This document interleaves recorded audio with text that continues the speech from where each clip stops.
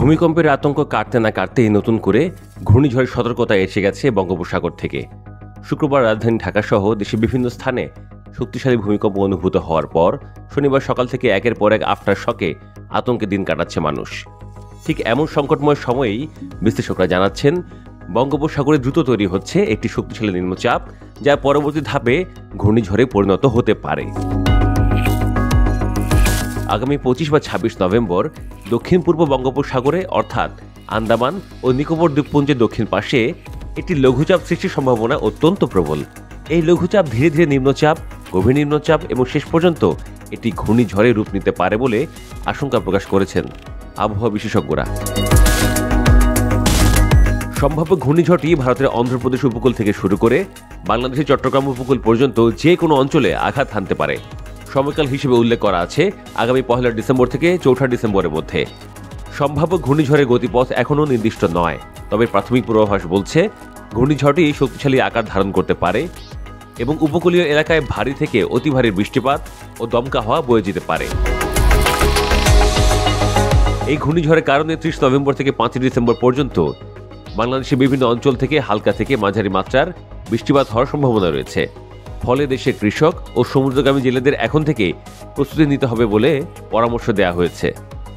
ডিসেম্বরের 1 থেকে 5 তারিখের মধ্যে বৃষ্টিপাতের সম্ভাবনা থাকায় মাঠে থাকা পাকা আমন ধান যত দ্রুত সম্ভব কেটে ঘর তুলতে হবে। দেরি হলে ক্ষতির আশঙ্কা রয়েছে। পাশাপাশি শীতকালীন শাকসবজি চাষিদেরও সতর্ক থাকার পরামর্শ দেওয়া হয়েছে।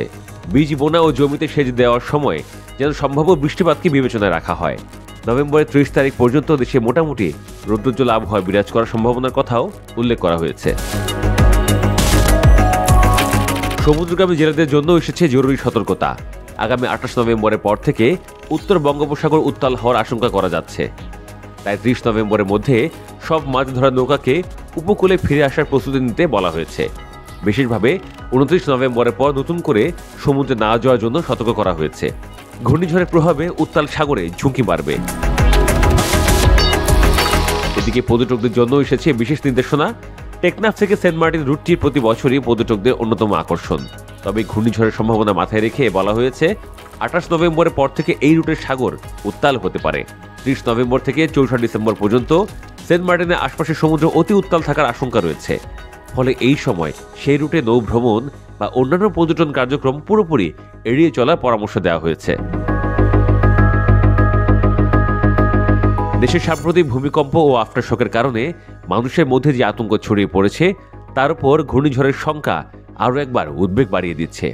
আবহাওয়া বিশ্লেষকরা বলছেন, এ অবস্থায় জনসাধারণকে আতঙ্কিত না হয়ে সতর্ক থাকতে হবে এবং সরকারের নির্দেশনায় মেনে চলতে হবে। পাশাপাশি ঘূর্ণিঝড়ের গতিপথ ও শক্তিমত্তা সম্পর্কে নিয়মিত আপডেট জানতে স্থানীয় প্রশাসন ও আবহাওয়া অধিদপ্তরের ঘোষণায় নজর রাখার আহ্বান জানানো হয়েছে।